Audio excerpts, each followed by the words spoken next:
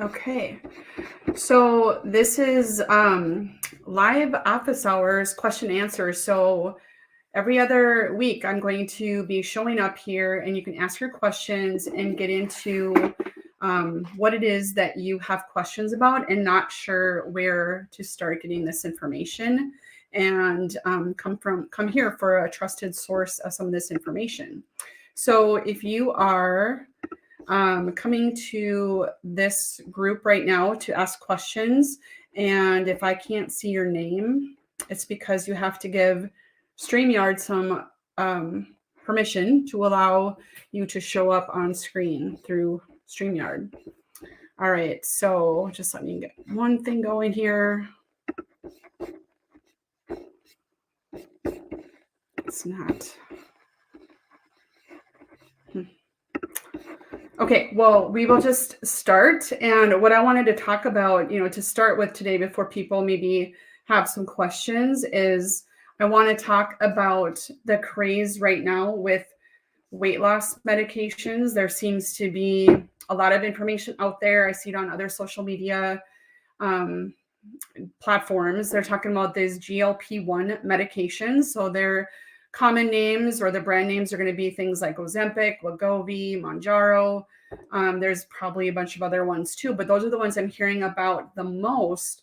And my thoughts are always, what can we do more naturally and with food and nutrition to help us overcome some of those issues with regard to weight loss. So the people that I work with on a regular basis is usually they come to me and weight loss is a part of what they want to address, but they're usually frustrated because they're super fatigued. They have an imbalanced thyroid. They maybe have some kind of thyroid dysfunction and are really trying to feel better. And so until we get some of those things resolved, it's going to be a little bit more difficult to lose weight. And so what I do with my programs, my Fatigue Fix Inner Circle membership and those things, I help people really get to the basics of learning how to refeed themselves and fuel their body so that their body can naturally work on releasing some of that weight, because the weight loss process is very energy dependent. And when you're coming to me and you're feeling terrible and you have an imbalanced thyroid and you have all these other chronic conditions and long-term symptoms happening, it's going to be really hard to actually allow your body to just lose the weight. So a lot of times this can be done in the short term. I recently did a post about, being really frustrated about these certain quick fix and processed food types of programs out there that promise big things with regard to weight loss. And in fact, people probably lose weight in the beginning, but it doesn't stick with them, right? It doesn't stay. It doesn't teach you how to eat to fuel your body. It teaches you nothing about that. And that is why people are reaching for things like these drugs that I was talking about.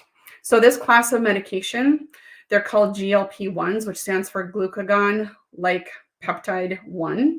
And so what these medications do in your body is they help you basically to manage blood sugars, become more insulin sensitive, and they help you feel like you have an increased satiety. A lot of people, when they're taking them, they stop the noise in their brain about they want to eat all the time or wanting to snack and those types of things. And so what happens from that is that people, naturally are reducing calories.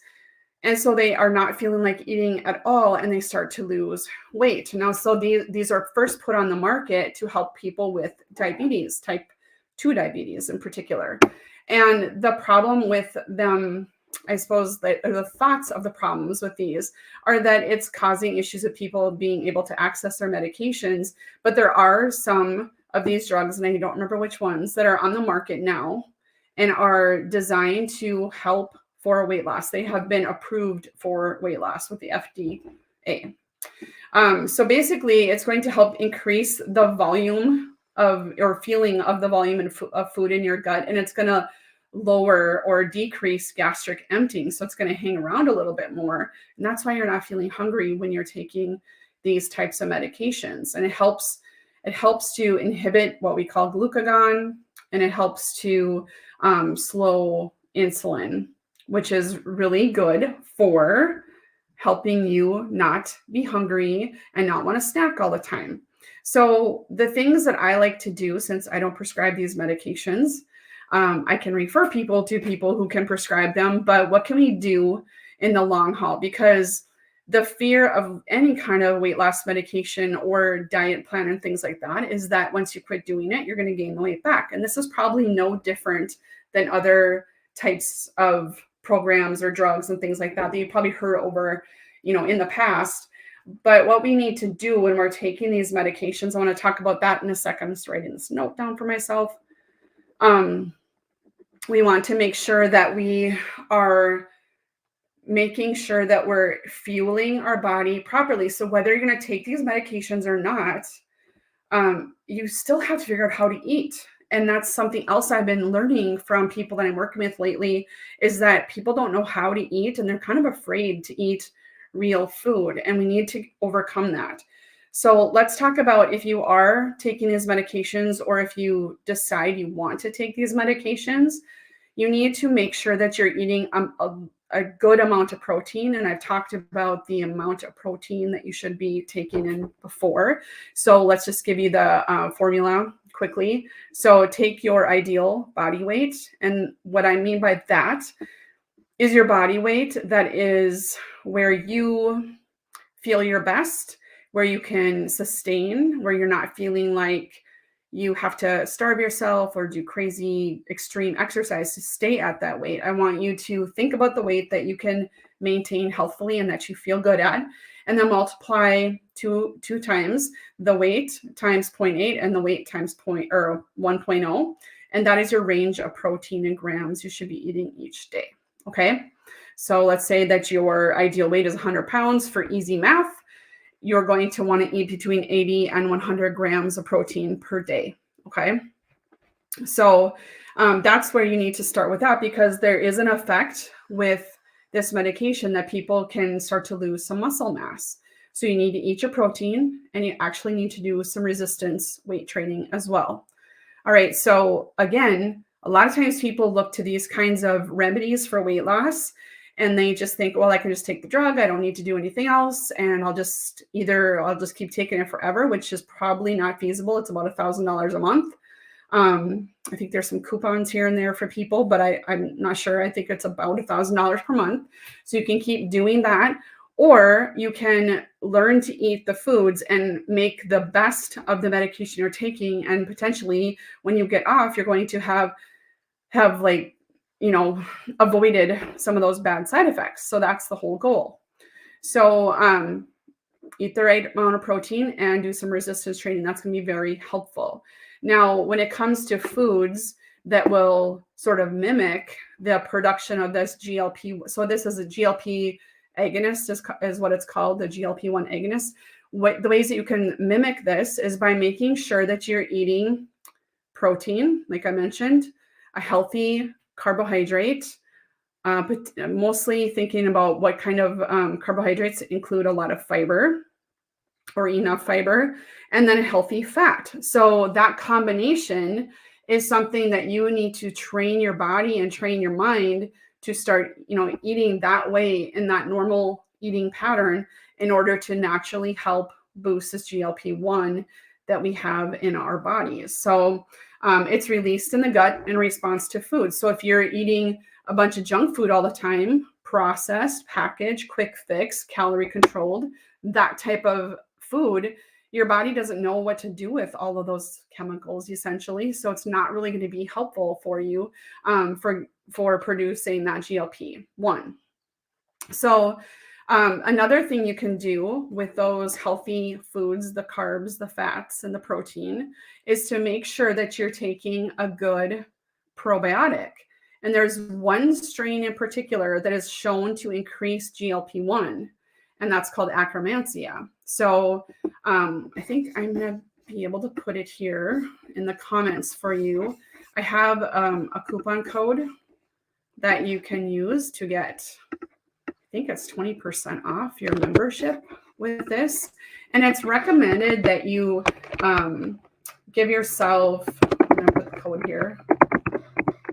It's recommended that you give yourself a good 3 to 6 months of replenishing your gut with this probiotic to help you, start to get the benefits of using some of those medications. Like I said, it's not going to be the exact same thing, but if you don't want to spend $1,000 a month, if you don't want to risk the side effects that come with this, if you just don't want to mess with it and you want to learn how to eat, real healthy and whole food, this is a way to help with this process. So the probiotic that you're going to want is called Akkermansia.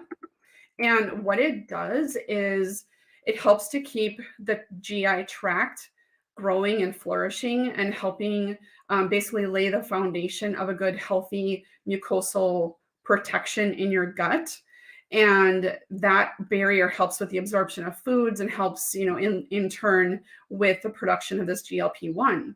So I can even I'll put in the comments, there's some resources. They're showing lots of connections between Akkermansia and GLP-1s. Okay, there's lots of research showing that there is a good connection, a positive correlation to taking Akkermansia. If you do decide to order it, make sure you use the code so you get some discount off of that membership pricing. So that's going to be a really good way to do that. And if you've been wondering if you should take a probiotic, this might be the place to start.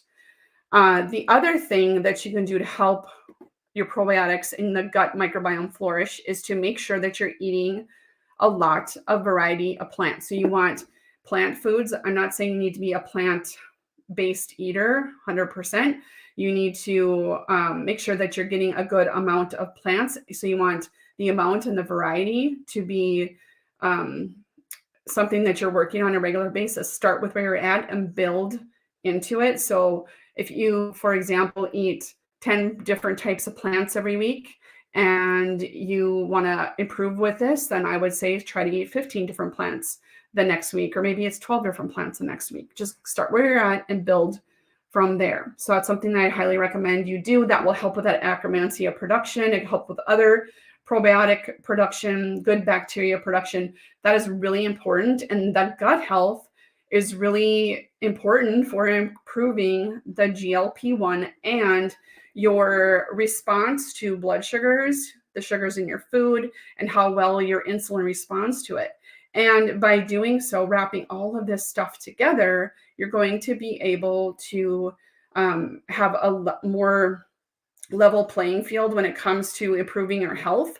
Once you get this intact, then you're going to be able to build upon it and just start to be healthier and not feel like you're never satisfied with the food you're eating. You're going to reduce your cravings. You're going to improve your blood sugar and insulin response. And that is something that needs to be done all through our life. So it's getting to be where even young people, we're looking at 9-year-olds with type 2 diabetes now, where it used to be considered a lifestyle disease that didn't happen to people until they're in their 60s or 70s. Now we're seeing, single-digit children, single-digit aged children with this lifestyle disease.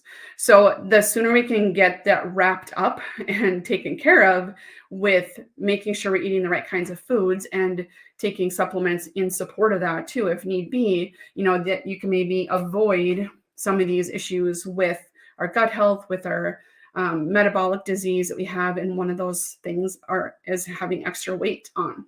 And so if you're not able to lose the weight and you have not really dove into real functional nutrition, I invite you to reach out to me to figure some of that out, and I can help you through the process. You might want to join the Fatigue Fix Inner Circle membership. The majority of people who are struggling with this kind of thing also struggle with their energy levels, and they can barely function or don't function very well and have to just sort of white knuckle it through the day. And that's not how we want to live.